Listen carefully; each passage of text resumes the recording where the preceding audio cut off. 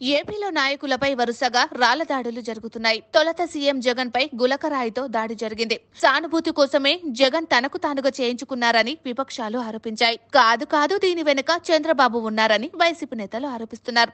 ఇలా ఉండగానే ఎన్నికల ప్రచారంలో భాగంగా తెనాలిలో పవన్ పై రాళ్ల దాడి వెలుగు చూసింది. అటు విశాఖలో చంద్రబాబు పర్యటనలో సైతం ఓ రాయి దూసుకొచ్చినట్లు తెలుస్తోంది. అయితే ఈ రాళ్ల దాడులను రాజకీయ పార్టీలు భూతద్దంలో పెట్టి విమర్శలు చేస్తుండగా సామాన్య జనాలు మాత్రం లైట్ తీసుకుంటున్నారు.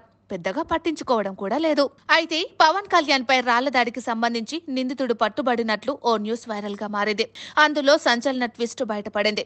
పవన్ కళ్యాణ్ సభలో రాయితో దాడి చేశాడని ఓ వ్యక్తిని పట్టుకొని పోలీసులకు అప్పగించారు. అయితే అది రాయి దాడి కాదని తేలింది. ఆ వ్యక్తిని పోలీసులు ప్రశ్నించిన తర్వాత తన మాటల్లో అసలు విషయం బయటపడింది.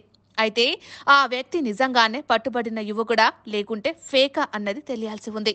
అయితే ఆ యువకుడు చెబుతున్న మాటలు ఇప్పుడు వైరల్ అవుతున్నాయి. నేను పవన్ కళ్యాణ్ కు వీరాభిమానిని. పవన్ వాహనం దిగగానే షేకాన్ని ఇచ్చేందుకు వెళ్లాను. ఆ సమయంలో మహిళలు హారతులు ఇస్తున్నారు. ఆ సమయంలో నా చెయ్యి వారికి తగిలింది. అక్కడే ఉన్న ఒక పెద్దాయన అడ్డుకున్నారు. దాడికి దిగారు.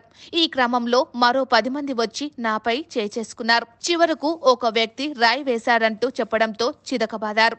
జరిగింది ఇది అంటూ బాధిత యువకుడు వీడియో ఇప్పుడు సోషల్ మీడియాలో వైరల్ అవుతుంది. అయితే జన సైనికులు మాత్రం ఆ యువకుడు వైసీపీకి చెందిన వ్యక్తి అని రాయి దాడి చేయించారని ఆరోపిస్తున్నారు. అయితే ఇందులో నిజమెంత అనేది పోలీసులే ధృవీకరించాలి.